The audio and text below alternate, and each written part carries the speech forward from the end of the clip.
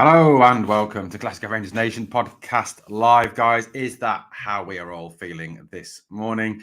You know, it's the man with the stick. He's putting the badge. He's saying, come on, do something, Rangers. And I think that's how a lot of us are feeling. Guys, not expecting a fantastic amount of people watching. I did bugger up the scheduling for this. I made it 10:20 at night rather than 10:20 in the morning. Typical of me at this moment in time. Not having the best of times at this moment in time, guys. A lot of stress at work and such like. So we're obviously going to talk all things Rangers this morning. I'm just going to get your thoughts, your comments, your opinions, your views on the greatest team in the world, guys. We will obviously be working next week. A bit more regular podcasts as I am on earlies at work. I can therefore do some evening podcasts. I've got some guests lined up to come on. Obviously, Laura Hatton will be back on the channel at some point. But not only Laura, guys, we will also have another guest as well. We've got Ross Clark. I'm lining up from Rabble. Also, Damien Hendry. Those of you who don't know, who can't remember or don't know Damien Hendry. Damien Hendry is the guy who sings the famous RFC. Four Lads Had a Dream, and every Saturday we follow on the match day mix at the club. I've got Damien Hendry lined up to come on the channel as well. So looking forward to getting Damien on. Be good news anyway. Well then, so look, it is a January transfer window, but at the moment it is quiet. Now, according to Twitter or X or whatever the hell they call it these days, it always amazes me. Do you send a tweet these days or you send an X? If you're sending an X, that's a kiss. And surely if you're sending that to a female, that's sexual harassment, you know, these days anyway. So what's the situation with Rangers this morning? So Rangers apparently will jet out to La Manga today. They will depart Glasgow Airport at 11 a.m. this morning, bound for Murcia in Spain for La Manga. La Manga for the training camp. Now, they've chartered a Jet 2 Boeing 737. I wonder if they've got the air hostesses on board. There was one very attractive air hostess when I went to Italy over the holidays. I think she's got Emirates, and she was really, really attractive. Anyway, so look, let's obviously talk all things Rangers. So this La Manga training camp, as we know, is going to be vital. I think it's the first real opportunity that Philippe Clement has had to work with the squad. I mean, I think, you know, people have said, well, he had the international break, he's had other points in time. Well, yes, he has, but no, he hasn't, if you get what I mean. Because you look at it and you think in terms of the fact that, you know, he had that international break. But as he said, during international breaks, you often lose a lot of your players, don't you? You lose a lot of your players who go out on international duty, you know, after games as well. We've pretty much been having 3 games a week for a long time now. So the situation is such that, you know, he hasn't had that opportunity yet to really work with the squad. This is his first chance to really get his ideas across, to get his schemes across, to get how he wants to play across to the fans and to also not the fans, the players, obviously. So look, this is the situation we're in.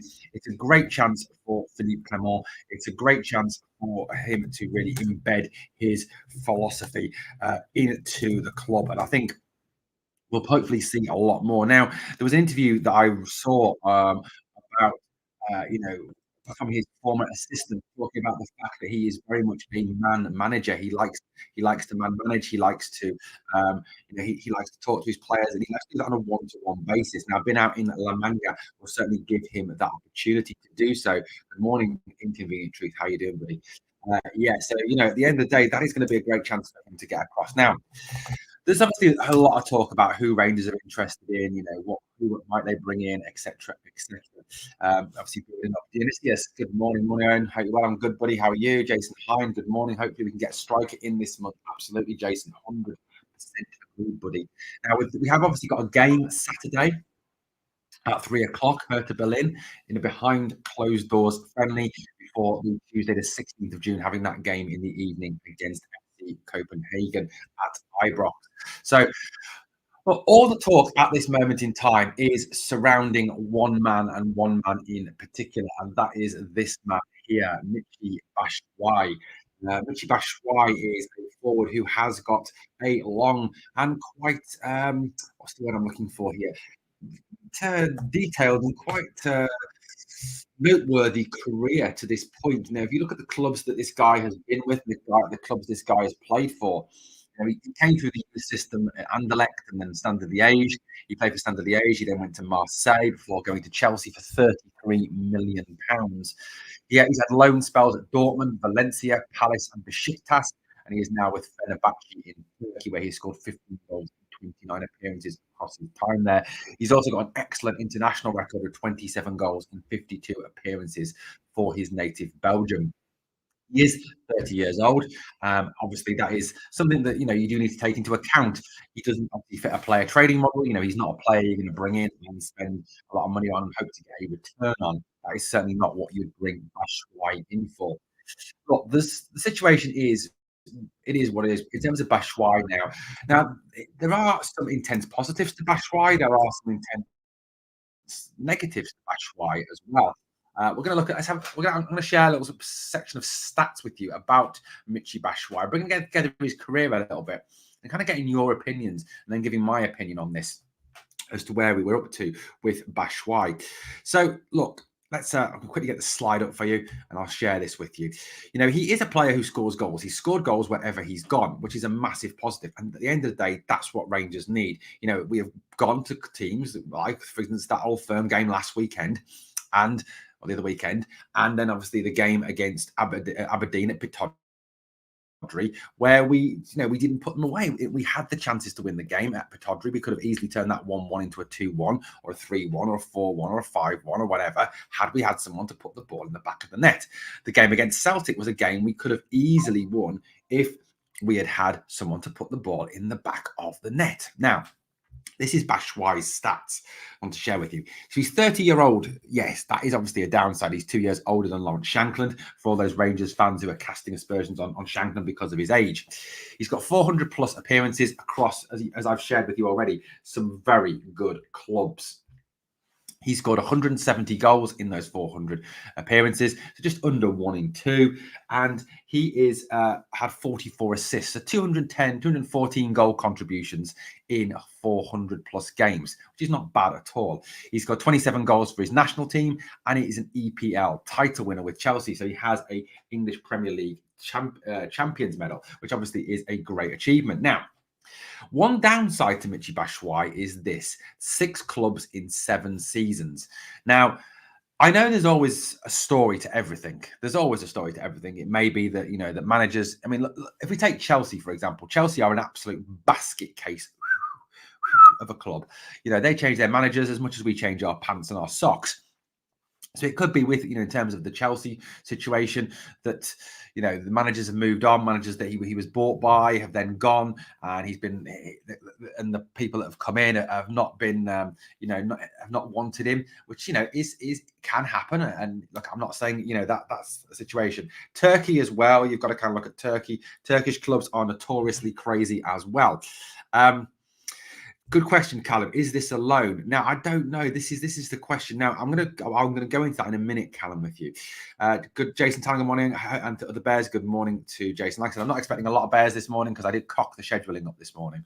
I did put 10:20 this evening rather than 10:20 this morning, which is just my stupidity, and also the fact that my brain's not really working particularly well at this moment in time due to work stress. So, Batshuayi, 6 clubs in 7 years. Now, you've got to kind of ask that question: why 6 clubs in 7 years? Is it down to him? Is it down to the club? Is it down to the club changing manager? We all know that when managers change, they want to change their players, and that is the one concern for me about Batshuayi. Now, this morning in the papers, they're reporting that he has been proposed to Rangers, and Rangers is the first option to talk to him. And it's down to obviously Philippe Clement, who is a Belgian, same as Batshuayi, to sell the club to him. But let's look at it this way. There is apparently one giant stumbling block when it comes to this contract and this deal, and that is the players' wages. Because at the end of the day, he is on £3.5 million a year at Fenerbahce. That equates to about £58,000 a week. Now, there's no way that Rangers can afford to be paying £58,000 a week in wages. That would be well out of our wage structure. So that is the first stumbling block that Clement and Koppen have got to overcome if they are going to persuade Batshuayi to come, to get him to take a major wage cut. Now, the worrying thing at this time as well is that clubs like Everton, as well in the English Premier League, are interested as well. Now, this is the situation. It's what Batshuayi wants. Does he want to come somewhere where he can win trophies? He can play in Europe. He can play in front of 52,000 people every other week. is that something that is a selling point? He would have to take a wage cut to do that. Or are wages more important to him? In which case, then I'm glad we stay clear of him, because that turns him into the mercenary category, doesn't it? If you're more interested in money over actually, success in your career, then, that's a bit mercenary. So Everton, I think, could obviously afford that wages because of the fact that they are an EPL team. EPL teams have notoriously deep pockets when it comes to money. Even given Everton's financial situation, they still have more money than a lot of clubs north of the border. So it's a balancing act. What do we do? Is he going to? That is the major stumbling block to overcome. Now, the rumor is that if he comes here, it will be on what is called a short-term deal. Now, at this moment in time, that doesn't look like a loan. That looks like a permanent deal, given the fact that he is out of contract in the summer, that Fenerbahce are looking to move him on. Now, according to the transfer market, his market value is around 7 million. However, I don't think you'd end up paying that for someone who's out of contract in the summer. So I think it would be a cut price deal, but on a very short-term basis. Then you've got to kind of think, is that value for money? There is two sides to this argument, of course. If we win the league and get into the Champions League, then, and as we know, winning the league gives you automatic Champions League qualification. Automatic Champions League qualification gives you around 20 to 25 million pounds guaranteed. So therefore, paying back whatever we spent on him. So speculate to accumulate. But if you fail to get into the Champions League, yes, there's the Europa League, but again, will that pay his wages? It is a very difficult situation. So look, I'm glad that it's not me taking this decision. I'm glad that it's down to Niels Koppen. I'm glad that it's down to Philippe Clement to negotiate this contract, if a contract is going to be negotiated. Now, would I be disappointed if he didn't come? Yes, a little bit. Now he's been rumoured. He is a very talented player and a goal scorer wherever he goes. And at the end of the day, that's what we need. However, if it means putting the club in hock, if it means putting the club at risk, then it's not worth it. And I think we should go and concentrate on going to get someone like Lawrence Shankland. That would be for me. I think the likelihood of bringing both Batshuayi and Shankland in is very unrealistic. I think if we do sign Batshuayi until the end of the season, I think that will be a case of deferring any move for Lawrence Shankland until the summer, where you are more likely to get him anyway. Now, reports coming out of the capital, out of Edinburgh this morning, are stating that Hearts, whilst reluctant to sell Shankland, would be willing for the right offer. The price tag is thought to be somewhere between £3.5 and £5 million if you want to get Lawrence Shankland. But if you wait till the summer, would that price tag then come down? That is the question. Would Hearts be more willing to sell? Is there a deal to be done? It is a very difficult situation facing the club. And as I've said on repeated occasions, January is not the time to massively overhaul your squad. It is a very risky time in terms of signings. But again, you've got to balance that off again with the fact that Batshuayi is coming from a foreign league. He has got experience of playing in England, which obviously gives him experience for the intensity and the pace of football over in Britain, which is a positive. Shankland obviously could hit the ground running because the guy is just playing in the same league, just wearing a different colour jersey. So it is a difficult situation. And look, personally speaking, being greedy, I'd love to sign both of them. I think realistically, if, as Colin Cameron shouts, Michy Batshuayi, if he is to sign now, I think that would defer any move for Shankland until the summer. Rather than now, which, we all have our views and opinions on. Like I said, I would personally, like to get Shankland over Batshuayi to some degree, because I think there's more of a longer term deal to be had there. I think if Batshuayi comes in, if he impresses, if he does well, I think he could well be off in the summer for a small profit, shall we say, because of the fact that, or if he's out of contract for nothing, because of the fact that, he is a striker who will be in demand from down south. He will be in demand from across the continent. I think he has someone with a good international track record, a good record on the continent in terms of his goals. You look at his career. In his career stats, he scored goals wherever he's gone. 44 in 120 for Liège, 33 in 78 for Marseille, 25 in 77 for Chelsea, 9 in 14 for Dortmund, 3 in 23 for Valencia, 8 in 33 for Palace, but Palace were toilet that year, 14 in 42 for Besiktas, 28 in 52 for Fenerbahce in his career. He has scored goals wherever he has gone. So, look, if he can get this deal done, it would be a great deal. Don't get me wrong. It would be a fabulous deal to bring in Michy Batshuayi. But there are a lot of things that need to be overcome first before this deal is done. I do not think this is a quick fix. I don't think it's going to get done anytime in the next couple of days because of the fact that, like I said, there are stumbling blocks there. One, what are the terms of the contract? And two, what wages is he prepared to accept? He is not going to be able to have or get anywhere near the wages he is getting in Turkey. That is just not doable for a club like ours with the budget we have at this moment in time. You know, the money in Scottish football, we know, is not great, is it? It's awful. You know, due to the TV deal being poor, due to the fact that other clubs don't obviously have, you know, they're bringing the revenue to us that others do. We know we haven't traded well on players in the past. We haven't generated a huge amount of outcome from player trading. Yes, Patterson, yes, Bassey, yes, Aribo, but all that money seems to have gone probably on Edmiston House. So it is a situation where we cannot afford those huge wages. Dionysia says, what about Tav going to Saudi? Has a lot to offer going but forward. Not a great defender, in my opinion. Take the money and use Sterling in that position. Right, that's a great. We'll get to that in a minute. Ewan, how are you doing? I'm good, buddy. How are you? How are you doing? Right, so guys, if you are watching, like I said, I'm not expecting loads of viewers this morning because of the fact that I buggered up the scheduling. If you are watching, please smash that like, and if you've not yet subscribed to the channel, please hit that sub. Remember what we say here on this channel: no Patreon, no paywall. We don't hide our content behind money. Hit that sub, ring that bell, and all our other places on social media are also available. And I'll recap the guests that we're going to have on in the next couple of weeks at the end of the pod. Once I get back to being able to do evening pods. So Tav to Saudi, that's a good one, isn't it? That is. So it was something that came up in the summer. It then stopped. He stayed. There was then some more rumors about it, but then that died again, and now these rumors seem to be back. Yes, it could be lazy media speculation. I 100% understand that it could be lazy media speculation. So would Tav jump ship? I don't think that Tavernier would leave Rangers at this point. Okay, I really don't. I think realistically, he would want to stay here. You know, he's a club captain. He's got a good record here. He is genuine.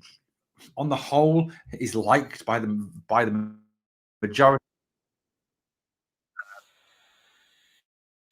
His goals are crucial for us. They are absolutely crucial for us at times. You know, they get the goal in the cup. You know, there's an awful lot, isn't there, of times when he's dug us out of the crap. Is is losing Tav, I think, at this point, a good thing to do? I've criticised Tav in the past. Of course I have. You know what? Because if you just sit and blindly praise all the players, no matter what, and if you only say nice things about all the players, then for me, you're what's called a happy clapper. You were just prepared to accept anything, and that's not the way forward. You know, you have to be critical. You know, the same way that we get criticism when we're not good in our jobs. If we do something in our jobs that our fans, you know, that our boss doesn't like, then we will be admonished for that or disciplined for that or suffer the consequences of that poor performance, won't we? And I believe that footballers have to be the same. At the end of the day, even though that this is an industry that means an awful lot to a lot of people and the club means so much to everyone, and we love the club, we love the players, we love everything to do with the club. You still have to be critical at times and say, well, that wasn't good enough. That's not acceptable. He's not playing well enough. He's good enough to play for this club because at the end of the day, you want what's best for this club. You want this club to succeed. Look, I don't get any pleasure out of criticising Tab or Dessers or Lammers or whoever. Um, you know, we just want the best for our club. I would love it, you know, if Dessers or I think it's too late for Lammers now, but all these players, Tab, they make me eat my words because that means they're doing well for Rangers. That means Rangers are doing well, and at the end of the day, that's what I want to see. Rangers doing well, Rangers winning trophies. Tav will help do that. Now, Ewan Minton says, if Saudis offered silly money for Tav, I'd take it. We have Sterling who can take over. This is the point. This is the point. This is the point. Yeah, morning, Bluebells. Morning, Stephen. This is the point. You know, we're at and this is a big if they were to come in with bid a north of £10 million. Say they came in and offered 50. I'm not saying this would happen, but let's just say let's play the speculation game. Let's play the rumor game, shall we? If the Saudis, and we all know the Saudis' track record at spending money. We know that they're daft. We know they spend an absolute shed load of money, even though their league is an absolute joke. Even though if you watch some of the games, if you ever seen any of the games, there's like literally 3 men and a dog there watching the game, and you know half of them. Some of those men are not even full men. They've got an arm missing or something. But if they were to come in with a 10 to 15 million pound bid for Tav, would we not be stupid to take it on a 32-year-old? You know, that money can then be reinvested in possibly 2, 3 players, to really strengthen this squad. And as Ewan said, Sterling is a very good player, a very talented player. And obviously, you've got to balance that with the fact that that he is doing very well in central midfield. But as Philippe Clement said, this squad is massively imbalanced, isn't it? We have got an awful lot of central midfielders. If you take Dujon Sterling out of the mix for a minute, you look at just those two playing for that back four. There's Lunny, Jack when he's fit, Raskin, Lawrence when he's fit, Fuentes, Dowell. There's 6 players there. Bailey Rice, in theory, you could add that. Cole McKinnon. There's 8 players you could put into that role. It's an awful lot of players for 2 positions. So realistically, you could afford to move Sterling to right back. I think that he's starting to develop the attacking side of his game. Would he be as effective as Tav initially? Possibly not. But like Ewan says, and Bluebell says as well, what is silly money? I take 6 million for Tav. He's at the end of his career. I'm not his biggest fan. Our entire approach would change if he left. I think it would be for the better. There is a dependency on Tav, isn't there, as well? That's the problem. And I think yes, he does score a lot of goals, but then you've got to kind of balance that with free kicks and penalties. How many percentage of what he does are free kicks and penalties? Could we not find a striker to take penalties? Could we not find a midfielder to take free kicks? This is a difficult situation. Realistically, I mean, thinking realistically now, if no big money bid comes in, and I'm talking north of 10 million, then you sit on it, you wait, and you wait till the summer. I think you keep Tav for the rest of this season. You really push on, try and get that. Obviously, get 56. Try and obviously get the Scottish Cup, win the treble this season, rub it in their faces. But like I said, I'm in 2 minds about this. I really am. I'm split down the middle.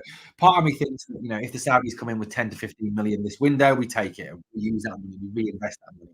You could go and get Shankland for that. You could go and get Doyle for that. You could go and get Heath Smile for that. You could bring in a number of players, to play. Right back wise, you've got Sterling, you've got Devine. You've got 2 right backs there already, and I think Adam Devine hasn't been given a fair crack at the whip at the club. So is he someone who could play? There's a number of options there.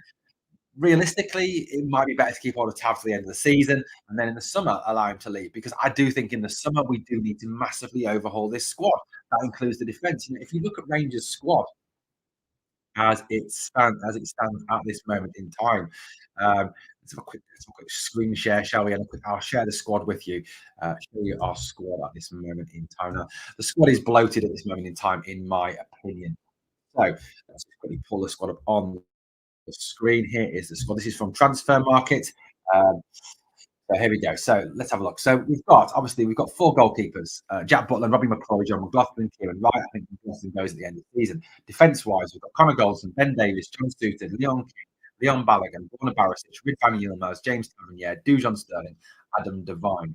You look at that defence, and there's a lot of those players I think would need to be moved on at the end of this season. Connor Goldson, I think he's coming to the end of his time. Ben Davies has proved that in Scotland he can't cope. He's not so bad in Europe because it's mostly played on the ground. It's all about reading the game, something he does very well. Suter, I think, will stay. King will stay.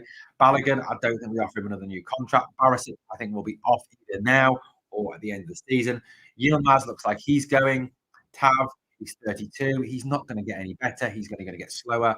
Dujon and Adam Devine, obviously, midfielder-wise, we talked about midfield as well. Raskin, Cifuentes, Lundstrom, Jack, Davis, Cantwell, Dowell.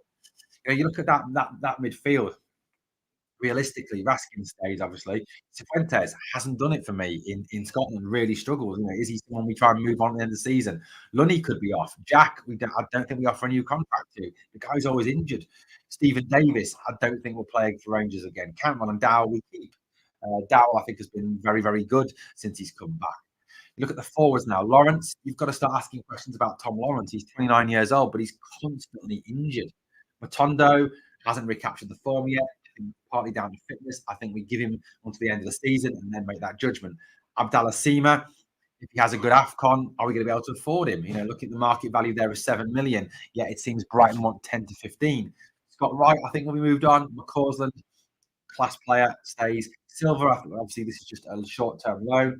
Danilo, I think, obviously, is definitely someone to keep. Kemar Roof will be gone. Hopefully, Lammers will be gone, and hopefully, Dessers will be gone. So you can see there is an awful lot needs to be done there with that squad, isn't there? There's a massive, massive amount needs to be done. Rangers 55. Would I sell Tavern this window? That's what I was just talking about.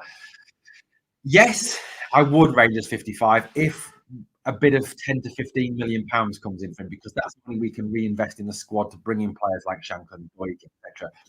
If it's anything south of 10 million, then no, I don't think we do. Yeah, not at all, not at all, buddy, not at all. I know, no, even Raskin, I think he's pish. Callum, I think we need to give Raskin time, Callum, under Philippe Clement, and see what Clement can do with him. Morning to you, Joe. Morning, Owen Stephen. How you doing, buddy? Good to see you. Tav would be daft to refuse it. To be honest, it's his last contract. Absolutely. I think if you look at the situation, if Tav, if we can get, 10 million, 15 million from, I think, yeah, we let him go. And, he'd be daft to turn it down because he would be offered ridiculous wages to go over there. Even if he only goes over there for a year and then comes back to Scotland or to England, he's going to have made enough money to keep his family and look after his family for the rest of his life. After only one season in Saudi. So, look, I think that is something that is a very real possibility. Personally, I wouldn't go there. My views on Saudi Arabia. But if they offer the money, if they offer 10 to 15 million, I don't see how we can turn it down. I don't see how we can refuse it, because at the end of the day, it is money we could use to reinvest. We are not cash rich at this moment in time until this player trading model, if it gets up and running ever, you know, um, if that player trading model ever gets up and running, and that is how we're going to generate the cash. No, you're not going to generate cash solely from ticket sales, merchandise sales, and the TV deal, which is naff. You're going to need to generate money through player sales. That's how you generate the majority of your income these days. So, once that player trading model is up and running properly, that's Neil's Coppen's job. We can't go and spend big money. So, if offers do come in for players, if you look at that squad, there are very few saleable assets within that squad at this moment in time. There's a lot of players who are out of contract. There's a lot of players who are injury prone. There's a lot of players that you're not going to get a lot of money for because they're not proving it. So for me, if they were to come in with a 10 to 15 million pound bid for Tav, then you take it. You've got to take it. Callum says, but even taking your Wians to Saudi ain't a idea. No, probably not. It's not a great, not a great human rights record, not a great record on equal rights either. Honestly, couldn't see it to 50. Tav, I'd let him go for 5 and 6. Use Sterling. Decent shout, Dionysius. I don't know. I don't know. One more question. In Shankland or Belgium boy, who would you take? Good work. Top shows. Thank you, Range 55. Personally, I would take Shankland because he's 28. He's 2 years younger. I think you can still probably get a bit of money from it if in a couple of years' time, even at 30 from an English club. I just think, yeah. Well, Shankland can hit the ground running. Shankland, I think, will score 15 to 20 goals. I think Shankland will fire us to the title. I really, really do think that with Lawrence Shankland, we win the league. I really do think that would be the case. I get that he finds it hard. It might find it hard initially against the low block, but we still create a hell of a lot of chances. If you go back and watch some of our games against Livy, against St Johnstone, against Ross County, against all those teams, he will score goals. He will score goals. And he's 28 years old. He's Scottish. He understands the league. He understands what it is to play for Rangers. That's another thing. You've got the risk. And Batshuayi has played for some massive clubs. Don't get me wrong. Borussia Dortmund, Chelsea. Well, Chelsea not a massive club, but you know what I mean. Clubs in big leagues. But at the end of the day, you've got to balance it with who he's going to do the best for us in the longer run. And I think if it is realistically, Rangers 55, I'd love both of them. I think Batshuayi and Shankland would be great together. It's whether we can afford them both together. I think the wages will be more reasonable with Shankland. What Batshuayi is, I think that will be a huge stumbling block if I am being 100% honest. I would sell Tav now if we offered big money for him. The missing goals can come from the new forward, says Jason. That's got to be the hope, Jason, that we get forwards in. James Stratton says, yes, Shankland Rangers is the way to go. Absolutely. Look, I get that Batshuayi is a class player, is a world-class player, is a top player. But we've got to. I'm trying to think long term here, and for me, it's about putting in place players. Look, I've said obviously that this window is not the time for a rebuild, but it is to bring in a couple of players, bed them in, kick them on. Obviously, we brought Cameron and Raskin in last window. Yes, they've struggled this season, but hopefully they will kick on the remainder of the season with Philippe Clement. Bringing 2 or 3 players in this window. on permanent deals, on long-term permanent deals, get them to kick on. We then build on that in the summer. We build on that again. You know, I don't know. Bluebells are Blue says the Belgian lad is on 60K a week right now. She would have to pay the majority of that. Bluebells are Blue. It very much depends on whether this is a loan or a permanent deal. Now, talk that I've heard is that it's a short-term deal to the end of the season, so that it would be actually a purchase rather than a loan. That's what I'm hearing. I don't know if that's right or not. I need to go away and investigate that a little bit more. But if it's a buy until the end of the season, is it spending a lot of money for not much for it's such a difficult question, such a difficult question. Celts have for that price get another replacement in that will work harder and stronger. We also need to rethink the defence. Also bring in Shankland, says James McSkimming. James, you're right. We do need to rethink the defence. I think the issue is though we can't afford. I think to go and massively overhaul the team now. One because it's a seller's market. You get overcharged players. Two, you in the summer, it's a better time to rethink a defensive scheme and embed a new back four. Give them time to work together on the training pitch, to give time for Stefan van der Hayden, Philippe Clement to work with them, Alex Ray to work with them to get them ready to play. So I think there's probably enough in the defence to get us through to the end of the season, apart from left back. With Jack Butland behind them, it's not as much of a worry. Stephen, you're 100% correct, buddy. We do need to get a goal scorer into it on a permanent deal, a permanent long-term deal, someone we can build around. I think the defence does need to be whole. Left back situation obviously is now complicated. So there's been no progress on the Ridvan to Shankland, one good sale, and we can afford him. Absolutely, Joe, 100%. That's what I'm saying. You know, like for Tav, get him in. Look, if Ridvan goes, it'll be between 3 and 4 million. That's what I'm hearing, 3 to 4 million. There's also talk of Borna Barisic coming in and going out. Sorry. Now, Borna may obviously want to wait till the summer so he can get a bigger payday.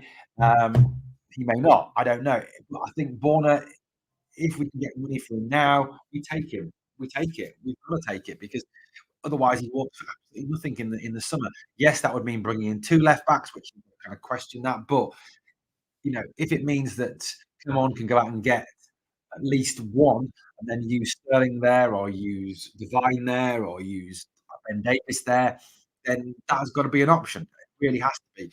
But you know, if we could generate, say, 500,000 from Borna, 3.5 million from Ridvan, that's £4 million. That's £4 million we could then reinvest in the team. That's Lawrence Shankland for you. So look, it is a delicate balance. It is a delicate balance. I forgot now. James McSteamy says, "What are my thoughts on Silva? I'm excited to see what he can bring to the team, James. He's a player who can play in multiple positions. He can play left wing, the left winger. He can play as a right winger. He can play as a 10. He can play as a 9. He's not really a 9. He's more a 10. I do think that he is a player that can bring a lot to this team. He does excite me. He is a very technically gifted player. I think, you know, let Clement work with him, let him get bedded in over this training camp, and then we'll really see, hopefully, him hit the ground running in January. So, yeah, I'm excited for what Silva can bring to the team, James. Cash out, get what we can for the goods. Absolutely, Joe. There is a time now. I think, you know, if we can bring in some cash for Borna, bring in some cash for Ryan Jack, for Lawrence, whoever, it's time to do it now. It's time to do it now. Borna go too slow now. Stevens, spot on, 100%. Dionysius says, thoughts on the stadium expansion? A few hundred have been announced, but more needed, in my opinion. 20K waiting list, the money we are missing out on. Yeah, it's a positive. We do need to expand the stadium. We do need to find somewhere to really increase, and whether that's filling in the corners or what that is doing. But with 20K on, you know, we could expand that ground to 60, 70,000 and sell it in, sell it out. We really could. So look, for me, yeah, it's good. It's good. James says, would say Silva in a lineup with Raskin and Kant will be a dominant attack. That's what we're going to hope. I really do hope that this La Manga training camp, Raskin can kick on, develop, he can get better, he can improve. Clement, I'm really hoping that is the case. There is a player there we saw last season. There is a player there. Cantwell, there is a player there we saw last season. I'm just hoping that obviously he's working with him, Cantwell, Cantwell and Raskin through this training camp can be brought back to what we started to see towards the end of last season rather than what we've seen this season. And it certainly is fascinating times. And like I said at the start of the pod, I do think we're all thinking this, aren't we? We're all at that situation now where we're all kind of go, come on then, do something now. We want to see somebody come in, especially with the team out in La Manga. They fly out in 5 minutes. So this would be the perfect time, wouldn't it, to bring players in, to really give them a chance to bed in, to get to know their teammates, to get to know Philippe Clement, to learn the schemes, to learn the tactics, to learn the identity, to learn how to play the Rangers way. So this is the time to do it. Definitely the time to do it. Let's have a quick look on this comment. Looking forward to seeing what Lad Silver can do for me too. Hey, sir, how you doing? Good morning. Good to see you. Right, so just to remember, I've obviously we're trying to get back onto some evening podcasts next week. We've been on earlys at work and lining up some guests. Obviously, we'll see the beautiful Laura Hatton again. She will be coming on at some point too, although she is back to work now. We'll also be looking at hopefully as well. Not possibly. I've got another guest coming up, Damien Hendry. For those of you who know who Damien Hendry is, Damien Hendry is the guy who sings the famous RFC every Saturday we follow, and the four lads had a dream on the match day mix, guys. So Damien Hendry is will be coming on the podcast as well. And we're also like a couple of other guests as well once we can get back to some evening pods.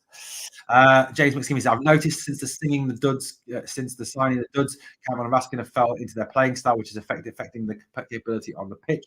So I think that's true. I think Dessers and Lammers have really held us back. I think Lammers playing in a 10 role has forced Campbell out wide, has probably damaged Campbell's attitude to some degree. Stephen will take the Belgian guy. I'm assuming he means Michy Batshuayi. Good morning. Morning, Stephen. How you doing, buddy? How are we today? 60 people watching. Please smash that like, guys. It would really help the video. Look, we're out in La Manga now. It is going to be a pretty intense few days. Obviously, we play on Saturday. I think it is against to Berlin in a behind closed doors friendly. That will be a game. I mean, they're in the Bundesliga team. I think they're Bundesliga team. They're playing a friendly today, actually, against Mechelen before they're playing against Rangers on Saturday. They're in Bundesliga 2. Sorry, my apologies. They're currently in Bundesliga 2. Their last 5 games, they've won 2, drawn 3, so they're unbeaten in the last 5. They're behind Holstein Kiel, who are top, and Pauli are second, and the Hamburg are third. Hamburg.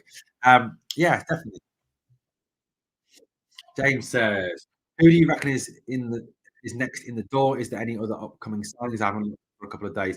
I think James. It's for me. It's got to be a forward. I think with the fact that we're currently apparently having talks with Michy Batshuayi, that could very much be the next one. Hoping that'll be the next one. I do think we need another 3 in through the door on top of Fabio Silva, a striker, a left back, possibly a winger. I think that obviously they are definite options. Even 2 strikers and a left back. Maybe Silva can play out wide. We've got McCaws and we've got Seaman once he comes back from AFCON. We've got Matondo, we've got Scott White. We have got wingers at this moment in time, and that's certainly how they're being used. I would like to see more players come in. I just don't think it's possible in January. So Batshuayi could be the next one for me, James, or even someone like Heath Moore. He did play for Chelsea. Yes, absolutely. He did play for Chelsea. He was a £33 million player for Chelsea. I mean, that would be pretty mad, wouldn't it? If we had Silva on the pitch and Batshuayi on the pitch, that's £68 million worth of footballers there. I mean, that's pretty incredible. It was the last time we had a £33 million and £35 million player on the field for Rangers, probably a long, long time ago. Okay, guys, that is it for this morning. Thank you so much for joining us this morning. If you can smash the like, that'd be absolutely fantastic. If you're not yet subbed to the channel, please obviously hit that sub too. Thanks for watching, guys. As always, guys, on the way out, I ask too. James Strachan says, I'm surprised we haven't got more players in early. So it could be a training. I agree. That's what I said, isn't it? I'm amazed we haven't yet. That will be the time. Like I said, come on, do something. A couple of comments. Thanks for the podcast. No problems. Take care, mate. You too, James. Thanks, absolutely, Joe. And take care, Stephen. Okay, guys, on the way out, guys, 2 jobs for me. Number 1, smash that like. And number 2, remember always, we are the people.